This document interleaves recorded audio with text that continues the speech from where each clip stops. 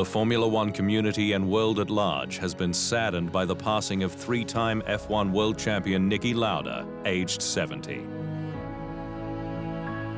The famously straight-talking Austrian passed away after a period of ill health that included a double lung transplant. In addition to 3 titles and 25 wins, Lauda was an astute businessman and was non-executive chairman of Mercedes. He will be sorely missed. Two-time Formula One world champion Fernando Alonso's dreams of Triple Crown success have been dashed for this year, having disastrously failed to qualify for this Sunday's Indy 500.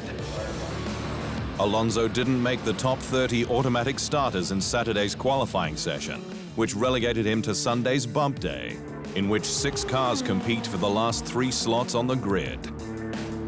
But the Spaniard's 227.353 miles per hour average speed put him 4th fastest, Kyle Kaiser pipping him for the final starting place by 0.019 miles per hour.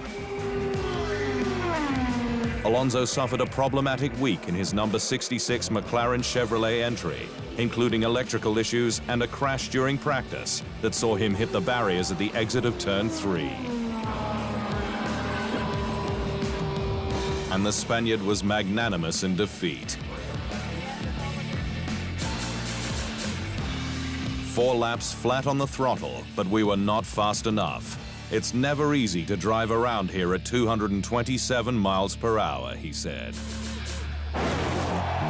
Max Verstappen fans are still celebrating news the Dutch Grand Prix will return to the calendar from 2020. It's the event F1 has to have, with Verstappen mania on the rise, and the Zandvoort track close to European party city Amsterdam.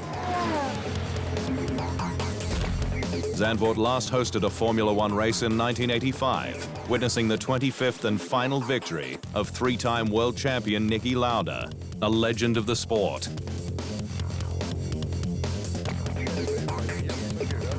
And while overtaking is a real concern, it's long been an issue there.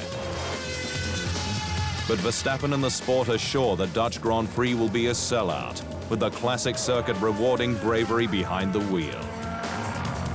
The track itself is very challenging. There are not many runoff areas, and for the track to come back on the calendar next year will be amazing, because you will see a lot of orange in the dunes, so they will fill it up. Sao Paulo could yet remain host of the Brazilian Grand Prix into next year, with the region's governor, João Doria, confirming that a strict contract is in place with huge financial penalties if broken. The event's future in Sao Paulo hit the headlines earlier this month, after Brazil's President Jair Bolsonaro announced the race would move to Rio de Janeiro from 2020. And to another permanent track, one yet to be built in the Deodoro region that was used for the 2016 Olympic Games. It is understood that Brazil's event is the least profitable for the sport, and that F1 is at loggerheads with the current organizers. But the city is prepared to fight for its right to hold the race at Interlagos. The Formula One Brazilian Grand Prix is in Sao Paulo and will continue in Sao Paulo. Until 2020, we have a contract signed with Formula One. It is a contract with very strict clauses for both sides, with expensive fines if broken, and it is confidential.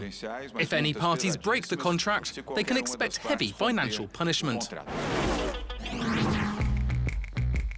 Russian driver Nikita Mazepin topped the second day of Barcelona testing last week after his first outing in the championship-dominating Mercedes W10.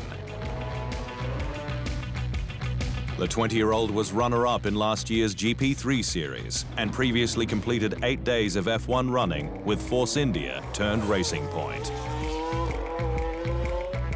He brought out a red flag earlier in the day after spinning into a gravel trap, but finished the test on top of the pile with a lap 1.3 seconds quicker than Toro Rosso's Alexander Albon. Italian Antonio Fuoco was 3rd quickest for Ferrari, with a best lap just over 1.5 seconds behind the Mercedes benchmark.